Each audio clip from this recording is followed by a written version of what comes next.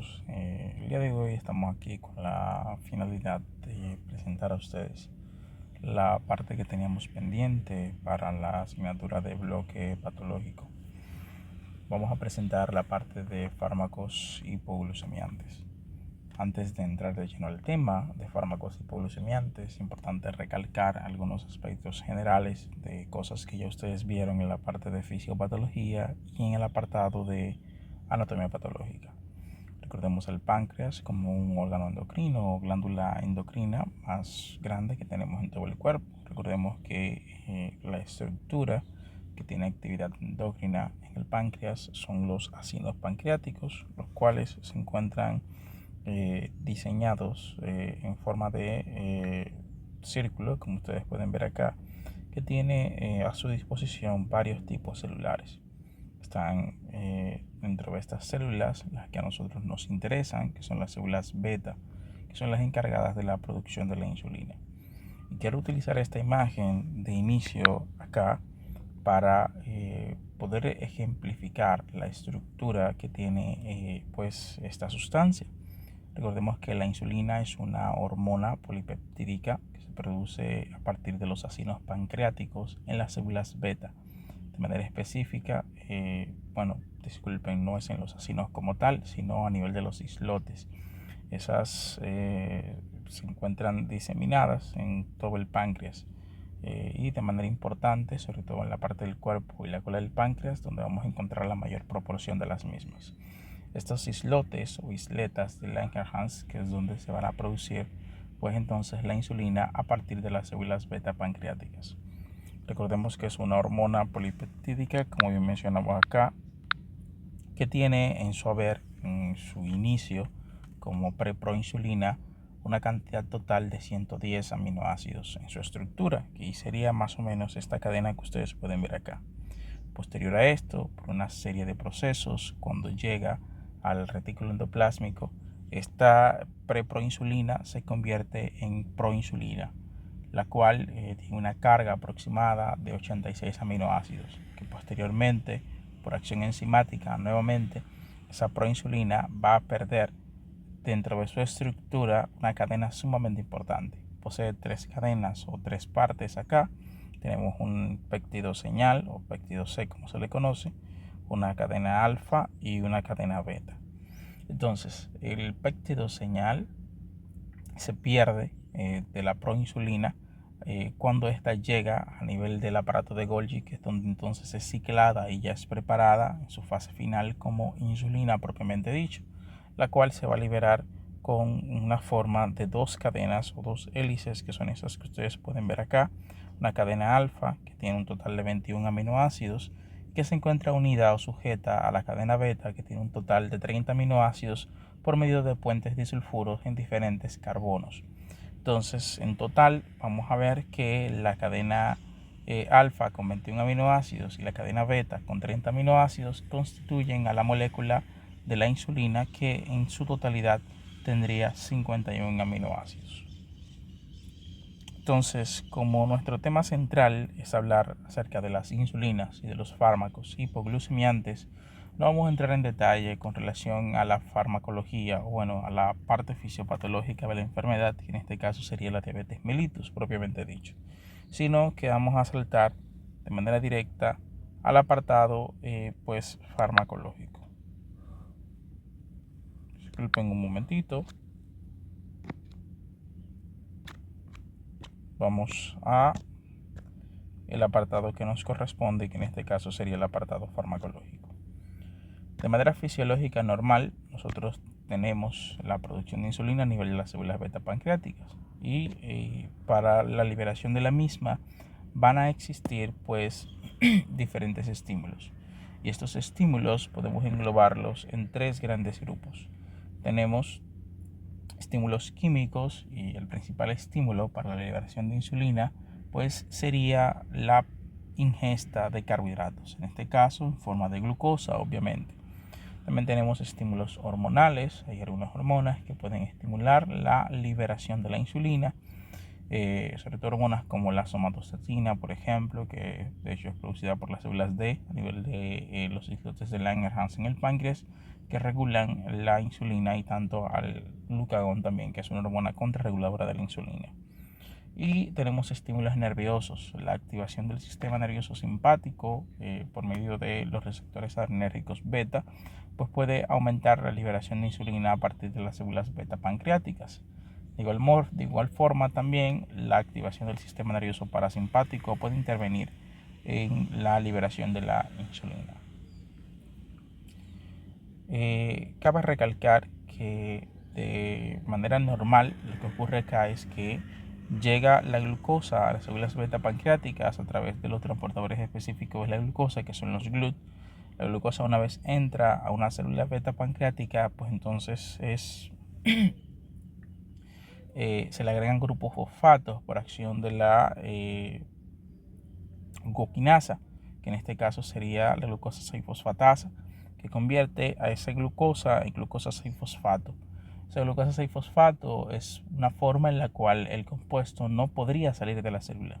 Por lo tanto, pasa al metabolismo celular y va a producir esto un aumento en la producción de ATP. Ese ATP también va a generar propiamente de su degradación el ADP, y el aumento en la relación ATP-ADP es lo que permite el bloqueo, o sea, el cierre de unos canales específicos que encontramos acá, que son transportadores de potasio sensibles a ATP. Esos transportadores de potasio sensibles a ATP tienen una característica importante, que es bueno que ustedes la conozcan desde ahora. Es que poseen dos subunidades que son esenciales en ellos. Tienen una subunidad SUR y tienen un dominio o una subunidad KIR 6.2. Las dos son objetivo terapéutico de grupos de fármacos que nosotros vamos a hablar más adelante. Se cierra el canal de potasio sensible a ATP, y producto del cierre de ese canal de potasio sensible a ATP se produce una despolarización de esa membrana que permite la apertura de canales de calcio que son sensibles al voltaje. Entra calcio a la célula y producto de la entrada de calcio se promueve la movilización de las vesículas de insulina a partir, recordemos, del aparato de Golgi, que es donde se cicla y donde se produce entonces la fase final en la síntesis de la insulina.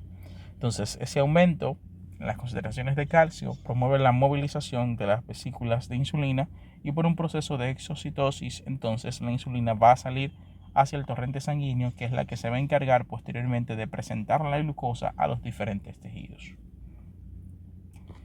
De manera sintética, nosotros hoy día tenemos diferentes tipos de insulinas, y estas se han clasificado atendiendo a la velocidad con la que pueden realizar sus efectos, la velocidad con la que van a durar también circulando en el plasma sanguíneo. Entonces, tenemos insulinas que son de acción ultra rápida, de acción intermedia y de acción prolongada, o de acción ultra corta, corta, intermedia y prolongada, como ustedes quieren denominarlo. Las insulinas de acción ultra rápida o de acción ultra corta son la insulina Lispro, Aspar y la glulicina. Básicamente, lo que cambia en cada una de esas insulinas son la secuenciación de los aminoácidos. Entonces, cada una de estas insulinas, que son insulinas de acción ultra rápida, se caracterizan porque sus efectos inician en menos de 15 minutos. Periodo menor a 15 minutos yo puedo empezar a observar los efectos de la administración de este tipo de insulinas. Por ello constituyen las insulinas de elección en situaciones de urgencia. Paciente que nos llega con una hiperglicemia en situaciones de emergencia y necesitamos controlar esos niveles glucémicos, pues podemos utilizar cualquiera de estas insulinas. Tienen una eficacia máxima una hora posterior a su administración, y la duración de sus efectos no sobrepasa las 4 horas. Luego tenemos a la insulina de acción rápida, que es la insulina cristalina. Esta insulina es una insulina bastante interesante, porque posee características que la diferencian de todas las demás. Tiene propiedades físico-químicas únicas, lo que hace de esta insulina ideal para ser administrada por diferentes vías. Normalmente las insulinas se administran por vía subcutánea, porque son compuestos que obviamente no se pueden administrar por vía endovenosa debido a la liposolubilidad que tienen y debido a la forma en la que se prepara el compuesto. En el caso de la insulina cristalina esto no aplica. Este tipo de insulina sí podemos administrarlo por vía endovenosa sin ningún tipo de inconveniente. ya que las propiedades físico-químicas que posee este tipo de insulina las hacen fácilmente administrable por vía endovenosa sin ningún tipo de repercusión. Por ello, si a ustedes les consultan o le preguntan por algún tipo de insulina que pueda ser administrado por las diferentes vías de administración, la respuesta correcta a esta pregunta sería la insulina cristalina. Se caracteriza porque tiene un inicio de acción media hora posterior a su administración, una eficacia máxima que aparece de 2 a 4 horas posterior a la misma y una duración total de los efectos entre 6 y 8 horas. Importante recalcar que para ajustar la dosis de este tipo de insulina que vamos a administrar a los pacientes se utiliza una fórmula bastante interesante. Hacemos un cálculo de 0.5 por kilogramo de peso del individuo y atendiendo a esto, pues entonces podríamos ajustar la dosis.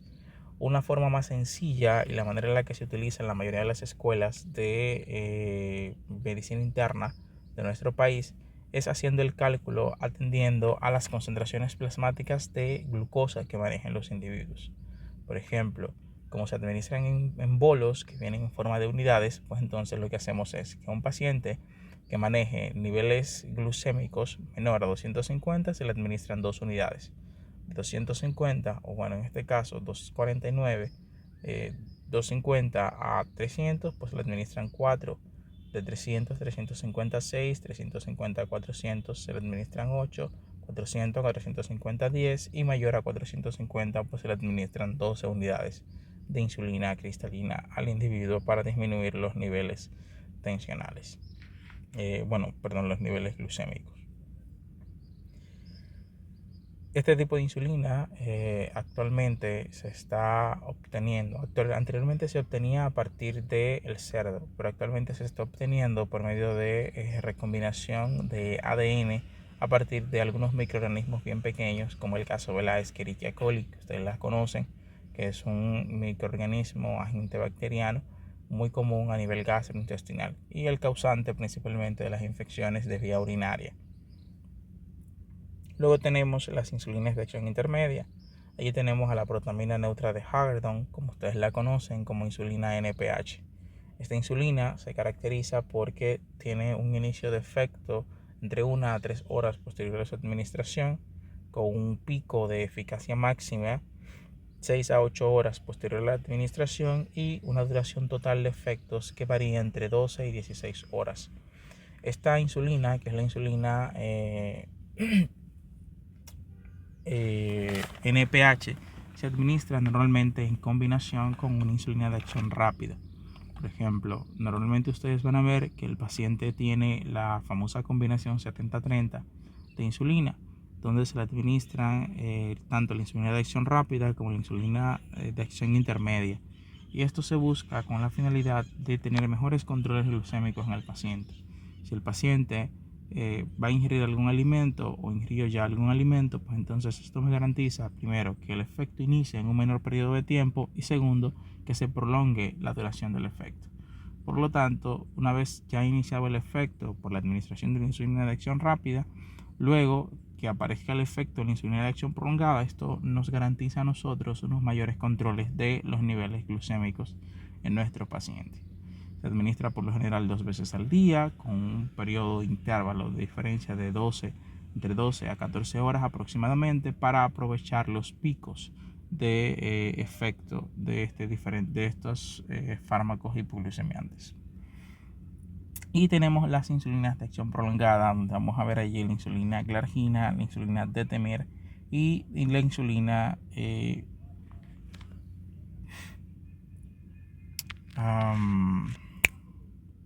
la insulina glargina está allí, está la insulina detemir y hay una nueva insulina realmente que se ha comercializado a partir del año 2018 en adelante, que se extrae a partir de estas, que es la degludec, la famosa insulina degludec, que es relativamente nueva en el mercado.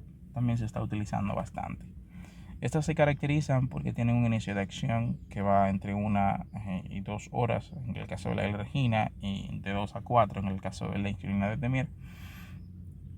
Se caracterizan porque en el caso de la insulina glargina, no posee pico de acción. Y eso es una pregunta que normalmente con frecuencia se hace. ¿Cuál es la insulina que se caracteriza por no tener pico de acción, de efecto? Es la insulina glargina.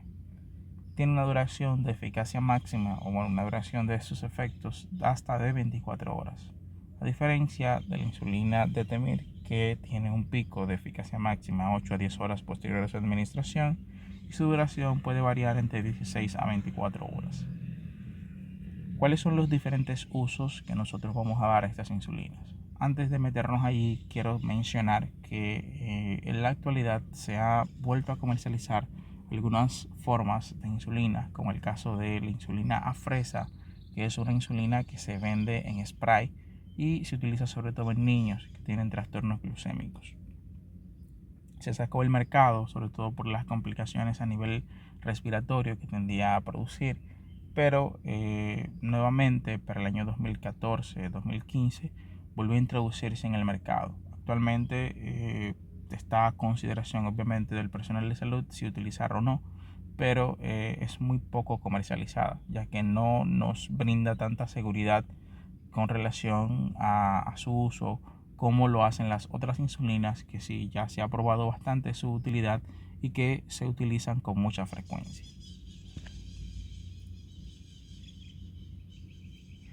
¿Cuáles son las aplicaciones terapéuticas que tenemos para las diferentes insulinas? Bueno, en los trastornos, por ejemplo, la cetoacidosis diabética, ustedes saben que es una complicación aguda de la diabetes mellitus en el paciente que tiene un síndrome hiperglucémico o hiperosmolar, pacientes que van a ser sometidos a procedimientos quirúrgicos que padecen diabetes mellitus, pacientes que tienen desnutrición y en el paciente con diabetes mellitus tipo 2. El paciente con diabetes mellitus tipo 2 con la cronicidad tiende a disminuir la cantidad de insulina que está secretando las células beta pancreáticas, a tal punto que llega un momento en el que la célula beta pancreática deja de producir insulina. Esto se debe a la codificación genética. Las células están de manera genética codificadas para realizar su función por un periodo de tiempo determinado. Si se agota la producción o si ya llegó el tiempo de caducidad del mismo, pues entonces vamos a tener que la célula va a dejar de producir la sustancia. Y es lo que pasa en el paciente con diabetes mellitus tipo 2. En un principio, la cantidad de insulina que está produciendo es ineficiente, pero llega un momento en el que cesa completamente la producción de insulina, por lo tanto se necesita la administración de manera suplementaria de insulinas.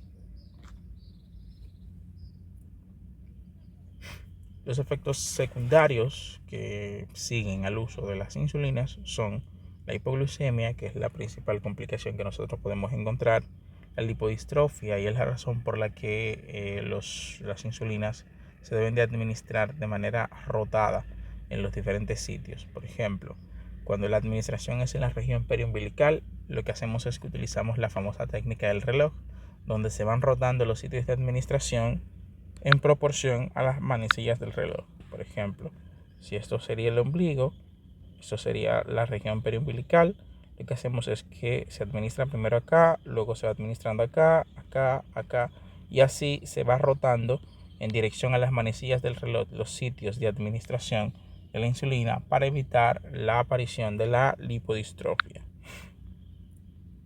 En el caso de este fármaco también puede aparecer la resistencia inmunitaria. No es tan común hoy día ya la resistencia inmunitaria a la insulina, por obviamente todas las medidas que se han tomado y los cambios que se han hecho en cuanto a la producción de insulinas para su uso de manera farmacéutica. El aumento de peso es una de las complicaciones más frecuentes también que podemos encontrar, así como la aparición de edemas y el coma hipoglucémico. Sobre todo como la terapia a base de insulina es una terapia donde al ser tan poco agresiva el paciente solamente se le enseña la técnica y él mismo se puede medicar, esto causa que muchos pacientes se produzcan un coma hipoglucémico porque se sobremedican. Entienden que la dosis que se están poniendo no es suficiente para producirle el efecto deseado, se sobremedican y pueden inducirse a un coma hipoglucémico. Imagino que en la parte de fisiopatología en el apartado de fisiopatología, le hicieron mención de la triada de la hipoglicemia. En caso de que no haya sido así, pues entonces ustedes buscan cuál es la triada de la hipoglicemia, porque es bastante importante conocerla y saber cuáles son los síntomas que presenta el paciente, así como qué son signos y síntomas neuroglucopénicos. Entrando al apartado farmacológico, los fármacos que utilizamos para el manejo de los niveles glucémicos se van a dividir en 3 grupos. Tenemos fármacos que son secretagogos, sensibilizantes y fármacos que son coadyuvantes. Allí están fármacos como las sulfonilureas, las meglitidinas, las biguanidas, las tiazolidinedionas, los inhibidores de la alfa-glucosidasa, los agonistas del GLP. Tenemos a los inhibidores de la dipeptidilpeptidasa 4, a los agonistas de la amilina y a los bloqueadores del SGLT2. Iniciaremos con la parte de los secretagogos, hablando acerca de las sulfonilureas, que son los compuestos que pertenecen a este grupo.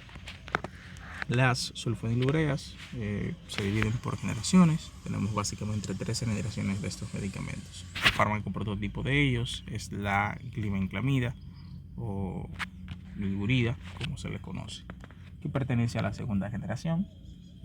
Con relación a los de la primera generación, son medicamentos que en su mayoría han sido sacados del mercado debido a la aparición de efectos adversos, sobre todo los efectos adversos a nivel gastrointestinal que tienden a producir, así como las reacciones de hipersensibilidad y reacciones alérgicas que producen, es la razón principal por la que se han sacado del mercado muchos de ellos y que en la actualidad ya no se tienden a utilizar. De las sulfonilureas, es importante recalcar el mecanismo de acción de este grupo de medicamentos. Básicamente lo que hacen es que bloquean al transportador de potasio sensible ATP debido a una interacción directa en la subunidad KIR 6.2. Bloqueando la subunidad KIR 6.2 impiden que se abra el canal de potasio sensible a ATP y por consiguiente produce la despolarización de membrana que permite la apertura de canales de calcio que entra calcio y promueve entonces la movilización masiva de vesículas de insulina. Por ello se le llama secretagogos de la insulina. Los efectos adversos principales de este grupo de medicamentos son la hipoglicemia, y ojo con esto, porque vamos a ver muchos fármacos que tienden a producir hipoglicemia. O sea, cuando hay una excepción a la regla, lo ideal es que prestemos un poquito de atención a eso. Malestar general, prurito, aumento de peso, dermatitis exfoliativa y el eritema multiforme. Estos constituyen los principales efectos adversos de este grupo de fármacos.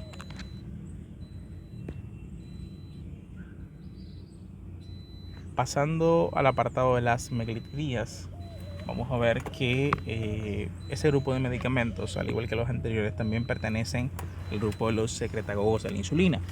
Como secretagogos de la insulina, las meglitinidas se caracterizan porque bloquean la subunidad SUR. A diferencia de los anteriores que bloquean la subunidad KIR 6.2, ellos bloquean la subunidad SUR. Producto del bloqueo de esta subunidad SUR es que van a producir sus efectos en el canal de potasio sensible a ATP, impidiendo obviamente que se abra el canal de potasio de esta manera, despolarizando la membrana, entrando calcio y promoviendo la movilización de vesículas hacia el exterior. Allí tenemos fármacos como la repaglinida, la nataglinida. Los efectos adversos son muy parecidos a los que mencionamos anteriormente. Por ejemplo, la hipoglicemia, que es el principal efecto adverso de este grupo, el malestar general y el aumento de peso. Ellos no tienden a producir tantas reacciones alérgicas, así como la aparición del eritema multiforme ni de la dermatitis exfoliativa como lo hacen los anteriores. Pasamos a la parte de los sensibilizantes, que ahí tenemos a las biguanidas. Las biguanidas constituyen el grupo de fármacos ideal para el inicio de la terapia en un paciente diagnosticado recientemente con diabetes mellitus tipo 2. Este grupo de medicamentos está representado por la metformina, que es el único fármaco de este grupo que se está comercializando de manera activa actualmente. Los demás se han retirado del mercado debido a las complicaciones que se producían, sobre todo en las alteraciones con relación al lactato, ese aumento en la secreción de ácido láctico, la producción de ácido láctico, es lo que hacía de este grupo de medicamentos que se hayan retirado del mercado. Fármacos como la fenformina, por ejemplo, la buformina, entre otros, que se hayan retirado. El mecanismo de acción de las biguanidas es un mecanismo de acción muy variable, bastante variado. De los principales que podemos mencionar está que estimulan la síntesis de glucosa en condiciones anaerobias. Producto de esto, entonces, vamos a tener que aumenta la producción de ácido láctico. Que, como bien le mencionaba, está representado por la metformina, que es el fármaco prototipo de este grupo. Actualmente, el fármaco ideal para el inicio del tratamiento en todo paciente diagnosticado de manera reciente con diabetes mellitus. Se utiliza la metformina, aparte de en el tratamiento del paciente con diabetes mellitus, también se ha utilizado en la terapia de pacientes que tienen síndrome de ovario poliquístico. Y esto se debe a que ella también puede intervenir de manera directa en la síntesis de estrógenos y andrógenos, y producto de esto, pues entonces disminuir la aparición de los quistes ováricos.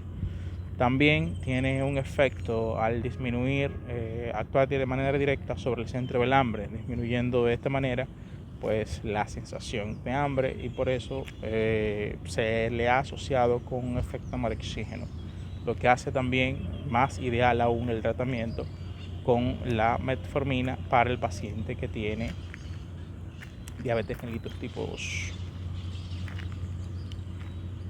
Los efectos adversos del uso de este fármaco van a ser los siguientes: el malestar, sobre todo a nivel gastrointestinal, el paciente presenta náuseas, producto de la ingesta del medicamento, que es un defecto de clase del medicamento, como pasa con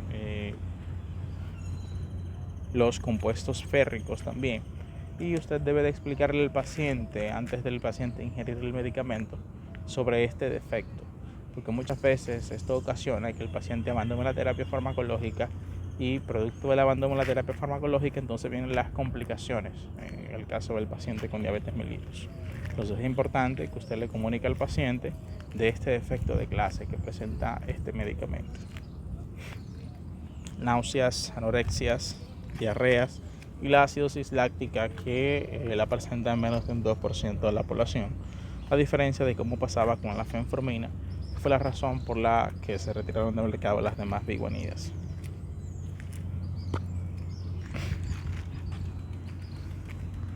Tenemos a las tiazolidinedionas o glitazonas, también conocidas como inhibidores del receptor activado por el proliferador de peroxisomas gamma.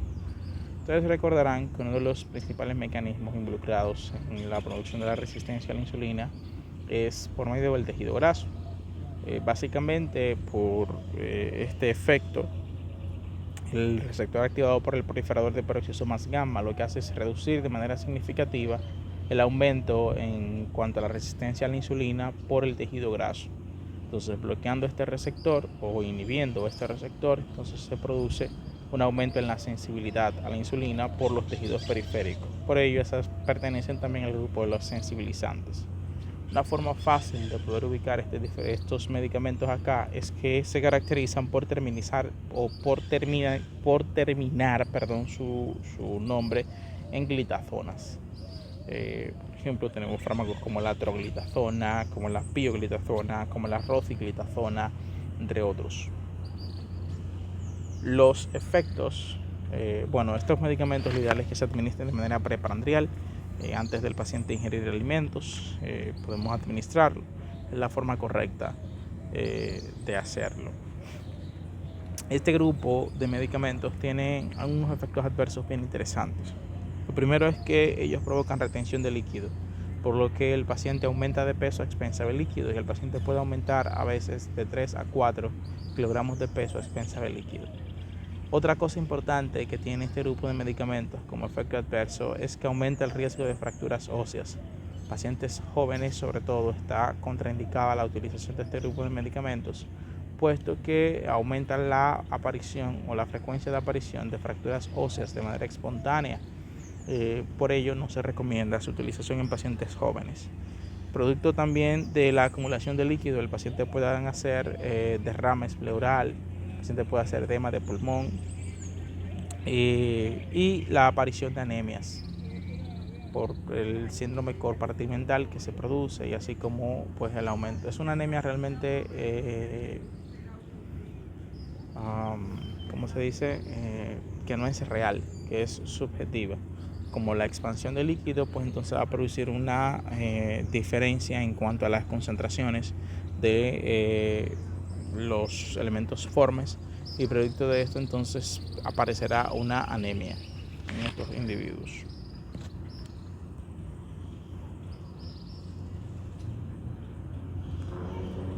Pasamos al grupo de los inhibidores de la alfa-glucosidasa. Este grupo, los inhibidores de la alfa-glucosidasa, están representados por un grupo de fármacos como la carbosa, el militol, la voglibosa, entre otros. ¿De qué se encargan las glucosidasas? Las glucosidasas son un conjunto de disacaridasas. Los disacaridasas lo que hacen es que se encargan de degradar a los compuestos disacáridos o polisacáridos a compuestos que sean más maleables y que puedan ser absorbidos a nivel gastrointestinal. En este caso sean monosacáridos. Entonces, ¿qué pasa? Que un monosacárido importante es la glucosa, y recuerden que los niveles glucémicos son los que se encuentran elevados en pacientes con diabetes mellitus. Por lo tanto, este grupo de medicamentos lo que hacen es impedir que los disacáridos y polisacáridos se conviertan en monosacáridos. Si no se convierten en monosacáridos, en este caso en glucosa, no se absorbe la glucosa y no se elevan los niveles glucémicos a nivel del plasma sanguíneo. Por ello, este grupo de medicamentos son tan efectivos de esta manera.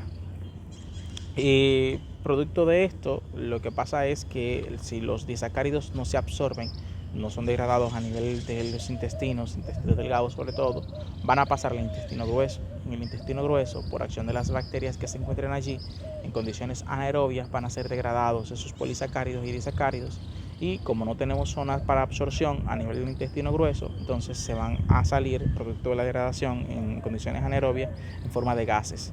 Por ello, de las principales complicaciones que tiene la administración de este grupo de medicamentos y por la que los pacientes abandonan la terapia es por la producción de flatulencias. Los flatos, los borborismos que presentan, que son esas contracciones involuntarias a nivel gastrointestinal y esa sensación de tener gases a nivel de los intestinos que producen ruidos, eso es bastante incómodo para los pacientes y es la razón principal por la que abandonan la terapia farmacológica en base a estos medicamentos. También pueden producir distensión abdominal y diarreas. Pasando al apartado de los fármacos coadyuvantes, este grupo de medicamentos se caracterizan porque realmente no se administran por vía oral, sino que se administran por vía parenteral en su mayoría. Estos medicamentos, aparte de, pueden ser administrados de manera postpandrial, no necesariamente prepandrial. Básicamente tenemos a los agonistas de las incretinas, que son los agonistas del GLP-1. El GLP-1, que es el péptido similar al glucagón tipo 1, es una incretina. Las incretinas lo que hacen es decirle al páncreas la cantidad de insulina que debe liberar posterior a la ingesta de algún alimento. Entonces se ha emulado una de ellas, que es el GLP-1, ya que el GIP ha sido imposible de poder secuenciar, producto a que su degradación ocurre demasiado rápido en el organismo. Entonces, allí tenemos fármacos como la exenatida, fármacos como la lexinatida y la liraglutida. Este grupo de medicamentos lo que hacen es que van a disminuir el vaciamiento gástrico, van a aumentar la producción de insulina por las células beta pancreáticas. Por lo tanto, en pacientes con diabetes mellitus tipo 2 es donde se debe administrar este grupo de medicamentos. Se caracterizan por la aparición de algunos efectos adversos bien importantes, como el caso de la anorexia, los vómitos, las náuseas, la cefalea, pérdida de peso, y aumentan el riesgo de pancreatitis. ¿Qué pasa? Que como son incretinas, muchas de ellas no podían evitar la degradación por acción de los compuestos o las enzimas que degradan a las incretinas, que en este caso son las dipeptidilpeptidasa 4. La dipeptidilpeptidasa 4 es la enzima encargada de degradar las incretinas. Una vez ya han producido su función, pues es degradada. ¿Qué ocurría? Que la degradación era demasiado rápida y no le daba tiempo al medicamento a veces a desencadenar sus efectos. Por ello se crearon otro grupo de medicamentos que son inhibidores de la dipeptidilpeptidasa 4 para ser utilizados juntamente con este grupo de medicamentos.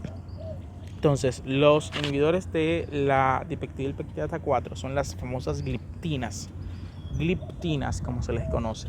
Lo que hacen es que bloquean a la enzima que degrada las incretinas y esto permite que los análogos de las incretinas puedan ejercer sus efectos por un mayor periodo de tiempo. Entonces, allí tenemos a fármacos como la saxagliptina, como la cistagliptina, fármacos como la vildagliptina, la linagliptina, entre otros. Este grupo de medicamentos se crearon a partir del monstruo de la lira, que es un lagarto que se encuentra en los pantanos, y de la salida de ese lagarto es de donde se crearon estos medicamentos. Por lo tanto, este es el grupo de medicamentos que más efectos adversos va a presentar, sobre todo a nivel gastrointestinal, e inclusive aumenta el riesgo de que el paciente desarrolle cáncer de vejiga, urinaria y cáncer colorectal. Cefalea, rinitis, infecciones de vías respiratorias altas, sobre todo pancreatitis y reacciones alérgicas son los efectos adversos comunes a los inhibidores de la dipeptidilpeptidasa 4. Ya casi terminando, tenemos a los agonistas de la amilina. La amilina básicamente interviene con el centro del hambre y si disminuye la sensación de hambre, pues no vas a querer ingerir alimentos. Si no ingieres alimentos, no aumentan los niveles glucémicos. Si no aumentan los niveles glucémicos, pues problema resuelto. Y aquí tenemos un fármaco que se llama pramlintida. La pramlintida es el fármaco de este grupo que se ha sintetizado hasta el momento. Los efectos adversos son la hipoglicemia, las náuseas y la pérdida de peso. Hay un grupo de medicamentos que no está acá, que son los inhibidores de los SGLT2. El SGLT2 es un transportador de glucosa que se encuentra a nivel de los túbulos renales. Recordemos que la glucosa se reabsorbe al 100% a nivel renal. ¿Qué pasa? Que en el túbulo contorno proximal tenemos SGLT1 y SGLT2. El SGLT2 es un transportador de gran capacitancia, pero tiene menor especificidad, por lo que este es el que se encarga de reabsorber la mayor cantidad de glucosa a nivel renal. Entonces, para bloquear esto, la reabsorción y que la glucosa vuelva a la circulación sanguínea, se han creado fármacos que bloqueen el SGLT2. Los fármacos que bloquean este transportador se han agrupado dentro de un paquete que son las famosas glifosinas. Aquí tenemos fármacos como la canaglifosina, la dapaglifosina, la empaglifosina, la linagliptina, la empa, cana y dapa. Esas son las glifosinas. Si termina en glifosina, es un inhibidor del SGLT2.